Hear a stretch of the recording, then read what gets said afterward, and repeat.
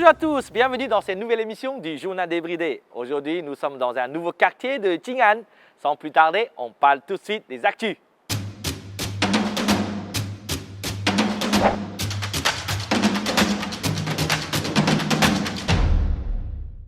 Je prends goût à vous parler d'horticulture. Mais d'abord, une petite question. Quel est le pays où l'on trouve le plus de tulipes? Vous auriez dit les Pays-Bas? Pas forcément. Cette année à Shanghai, on prévoit de battre un record de floraison de cette fleur emblématique. Avec l'arrivée du festival annuel des tulipes, plus de 1,5 million de tulipes couvrent le district de Jing'an, situé dans le centre-ville de Shanghai. Cette mer de tulipes s'étend sur une dizaine de parcs, dont le parc Daning et le parc Jing'an, et sur cette zone commerciale, comme par exemple le Jing'an Kerry Center. Mais on retrouve également des fleurs au bord des routes, comme en témoignent les bords de la rue de Nanjing et Suzhou Creek. Avec les gratte-ciel en moins, on se croirait presque en Hollande, non? Les Chinois aiment s'amuser avec les chiffres et leur signification. Je vous en avais parlé dans un épisode précédent. Alors le 22 février 2022, devinez ce qu'ils ont fait? Ils se sont mariés bien sûr, car le chiffre 2 était à l'honneur. Je vous rassure, tout le monde ne s'est pas marié le même jour, mais à Canton, beaucoup de couples ont choisi cette date. Plein de 2 pour célébrer leur union. Comme disait le célèbre chimiste Lavoisier, rien ne se perd, rien ne se crée, tout se transforme. Et il y en a qui ont bien compris cela. Un studio du quartier de Jing'an à Shanghai a pris l'habitude de ramasser les déchets dans la rue et de les utiliser de manière créative. Les 3 jeunes entrepreneurs du Regenerate Lab recyclent les déchets pour créer des performances scéniques. Peu à peu, le studio s'est spécialisé dans la création de marionnettes pour les pièces pour enfants. C'est un bon moyen de recycler les déchets, vous ne trouvez pas? Alors, on vous a déjà fait la blague de la glace au concombre. En Chine, une célèbre chaîne de fast-food a lancé la glace à la coriandre. Et ce n'est pas une blague. McDonald's a lancé un nouveau Sundae saveur coriandre en Chine. C'est le dernier d'une longue liste de plats censés faire honneur à la cuisine locale. Sur le papier, cela ne donne pas vraiment envie, mais en réalité, beaucoup d'internautes ont fait part de leur agréable surprise. C'est étrange, mais cela a bon goût. Je suis sûr que dans Top Chef, ils vont vouloir l'essayer. On finit avec une note kei, mignon, avec ce chien labrador qui se retire de la police. Et oui, Pat Patrouille, ce n'est pas qu'un dessin animé. Shen Ming, ce chien de 11 ans, est une superstar de la police canine de Shanghai. Et à son âge vénérable, il a bien mérité d'être à la retraite. Spécialiste dans la détection d'explosifs, il est devenu une star des réseaux sociaux lorsqu'on a commencé à poster des photos de lui sur Internet en 2015. Et c'est normal, vu la bouille adorable de l'animal. Voilà pour les infos insolites et décalées du mois. On passe à la rubrique suivante.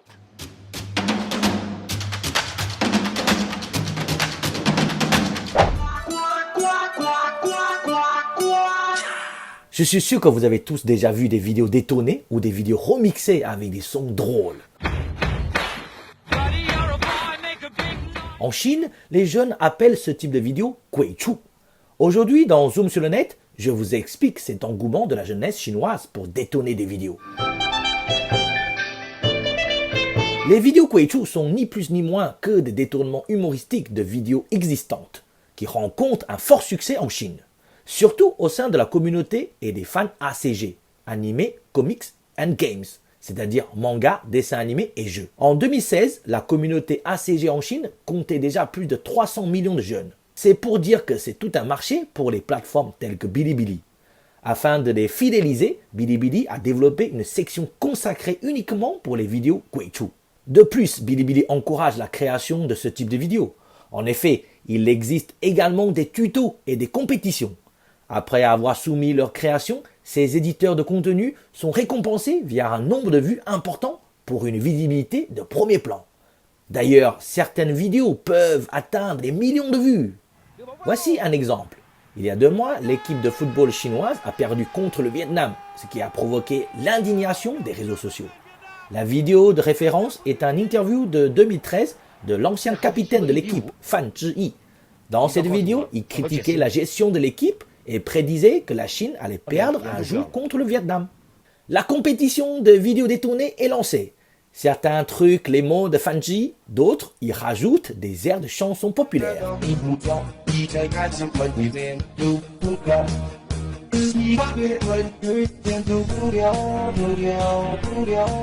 Les règles sont parfois vagues, mais l'essentiel est respecté. La vidéo est drôle. Sur Bilibili, on y trouve des centaines de vidéos Guichu liées à ce sujet. Cet engouement pour ces vidéos chez les jeunes Chinois s'explique par leur besoin de s'évader, de rire et aussi de faire rire via les réseaux sociaux. À cause de la pression des études, certains adoptent ce nouveau langage pour avoir un moment de répit, tandis que d'autres se préparent carrément à une nouvelle vie de créateurs de contenu sur les plateformes.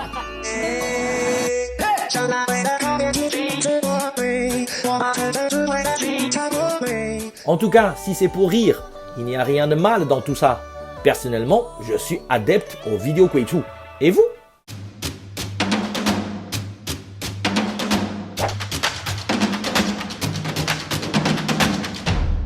L'été dernier, nous avons parlé du vocabulaire des JO d'été. Les JO d'hiver 2022 se sont achevés à Pékin il y a quelques semaines. Aujourd'hui, dans Sur le bout de la langue, je vous explique quelques noms des disciplines des JO d'hiver. 2 caractères récurrents à retenir avant de commencer. Le premier caractère, c'est la glace. Ping. Comme la glace vient de l'eau, on retrouve le caractère shui, eau, dans le caractère ping. Le second caractère, c'est la neige, xue.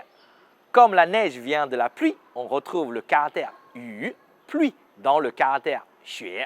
C'est logique, non? Commençons avec la discipline ping hu, ping glace, hu théière. Une théière en glace?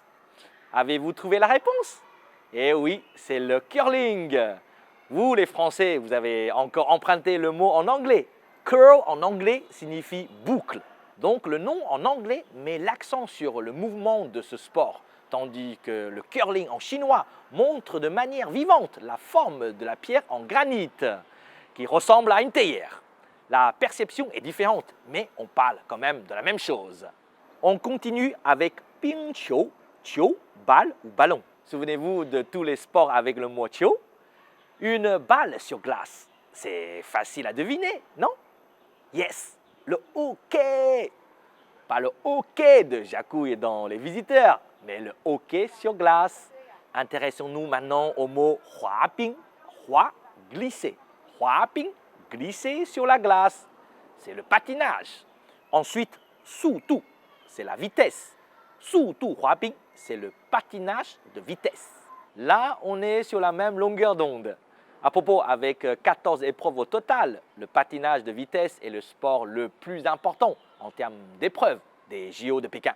Voyons maintenant le patinage artistique. En anglais, cela se dit figure skating. Skating, c'est le patinage. Figure, c'est figure. La langue française a choisi le côté artistique au lieu de la technique. En chinois, le patinage artistique se dit huayang, huaping. Hua, fleur. Yang, style, forme. Le patinage sous forme de fleur. Patiner comme une fleur, c'est plus poétique qu'artistique, non? Huaping, on vient de le voir, glisser sur la glace, c'est le patinage. Après la glace, parlons de la neige. Huaxue, glisser sur la neige. C'est évidemment le ski. Et oui, la langue chinoise a toujours cette même logique. Gao shan huaxue. Gao, grand. Shan, montagne. Le ski dans la grande montagne. C'est facile, c'est le ski alpin. Allez, un autre truc simple. Tan pan huaxue. Tan, seul. Pan, planche. Le ski avec une seule planche. Vous avez sûrement deviné, c'est le snowboard. Le ski acrobatique, c'est plus difficile à deviner. En chinois, on a traduit ça de l'anglais freestyle skiing. 自由式滑雪. 自由, libre. 式, style. 自由式, freestyle. Pour terminer, je vous apprends le nom d'une discipline dans laquelle le Français Quentin Fillon-Maillet a remporté 5 médailles. C'est bien sûr le biathlon. En chinois, cette discipline ne comprend pas le mot neige, xue, ni le mot ski, huaxue. Cela se dit dongji liangxiang. Dong, hiver, ji, saison, liang, deux, xiang. Un classificateur, entre autres, pour le sport. Littéralement, 2 sports d'hiver. On a fait super simple en chinois, n'est-ce pas? Allez, j'espère que ça vous a plu, ce petit cours sur le sport. N'hésitez pas à mettre d'autres noms de sports d'hiver qui vous amusent en commentaire.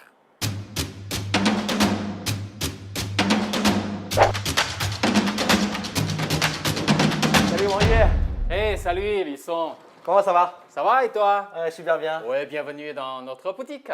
Bonjour, je m'appelle Wang Yue, je suis originaire de Nankin et je suis le représentant de Moulinsa en Chine. Wang où est-ce que tu as appris la langue française? Quelle est ton histoire avec cette langue? J'ai appris le français à Nankin, mon pays natal, à l'école des langues étrangères de Nankin quand j'avais 10 ans. D'accord.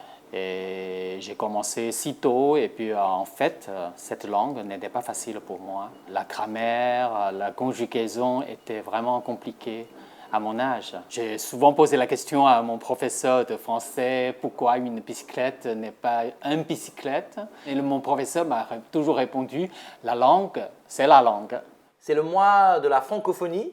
Dis-moi, qu'est-ce que la langue française t'a apporté? La langue française m'a apporté Tintin. C'était mon professeur de français m'a montré le premier album Tintin à l'époque. Et donc j'ai voyagé, un voyage imaginaire avec Tintin.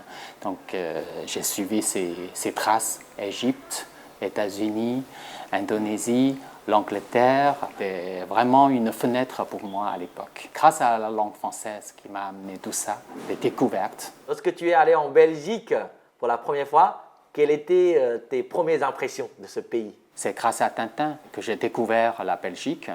C'est petite, mais c'est très riche, je trouve. Beaucoup de découvertes sur la culture, la peinture, la nourriture. Très riche en bande dessinée surtout. Bon, maintenant, raconte-nous ton aventure avec Tintin. Tu es tintinophile depuis combien de temps? Je commence à lire Tintin à l'âge de 15 ans.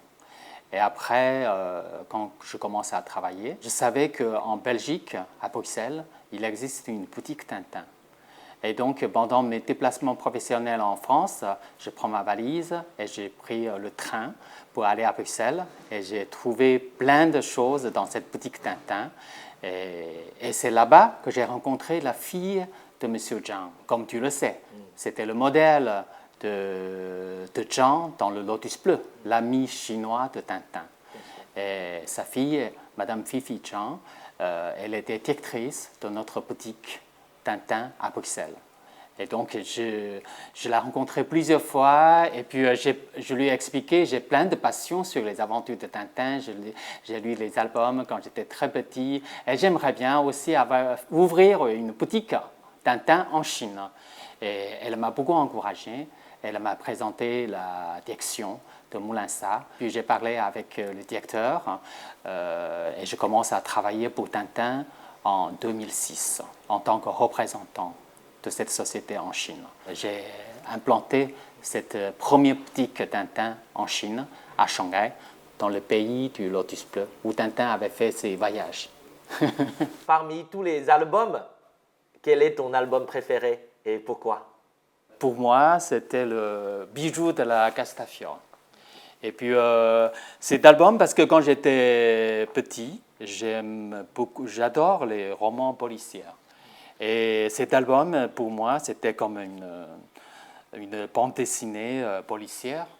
Et parce que Castafiore a perdu le bijou et je veux toujours trouver qui a volé son bijou. Même aujourd'hui, j'aime aussi lire cet album. Vraiment un très bon scénario que Hergé avait écrit à l'époque. Alors, combien de tintinophiles il y a en Chine? As-tu des anecdotes à partager avec nous? Cette année, c'est le 20e anniversaire de la publication des albums Tintin en Chine. Et depuis 20 ans, plus de 15 millions d'albums qui sont vendus dans ce grand pays. Donc, personnellement, je pense qu'il y a plus d'1 million Chinois qui connaissent les aventures de Tintin. Et pour les tintinophiles comme moi, qui connaissent bien les aventures de Tintin, environ 100 000, voire 200 000 en Chine. Et comme tu sais, ça fait 3 ans que la boutique Tintin existe en Chine. Plus de 30 000 Chinois qui ont visité cette boutique. Et ils sont venus d'une cinquantaine de villes chinoises. Par exemple, un père et son fils qui sont venus de Hurahot, Mongolie intérieure, et un autre père qui est venu avec son fils, qui sont venus d'un village au pied de la montagne jaune. Donc c'est quelle émotion que j'ai rencontré les gens comme moi qui aiment Tintin dans cette boutique. Et parmi les rencontres, j'ai rencontré un monsieur qui est venu de Chengdu, de Sichuan. Il avait plein d'émotions. Quand il était petit, son père lui a payé chaque jour 50 centimes pour qu'il paye le repas à l'école. Mais il ne mange pas. Il prend l'argent à côté et l'après-midi, il va aller à la librairie pour acheter un album Tintin. À l'époque, ça coûte 47 centimes. Donc il m'a expliqué combien d'albums Tintin chez lui, combien de repas il n'a pas pris à midi. Et puis l'année dernière, je suis allé à Henan et j'ai visité 3 écoles. Et j'ai rencontré les petits écoliers qui ont lu Tintin depuis 3 ans. Quand j'ai présenté le scénario de Tintin, les aventures lunaires, et j'ai posé les questions à ces garçons, à ces filles, tout le monde m'a répondu parfaitement. C'était vraiment une émotion que je ne peux pas penser qu'à Henan, un village très éloigné, là, il y a des centaines d'écoliers qui ont passé leur vie avec Tintin. C'est incroyable. Merci beaucoup, Henri. Merci Lisson pour la visite. À bientôt. À la prochaine fois. Voilà, c'est déjà la fin de cette émission. J'espère que ça vous a plu. Eh bien, nous, on se donne rendez-vous dans un mois pour une nouvelle aventure du journal débridé. Allez, à très vite.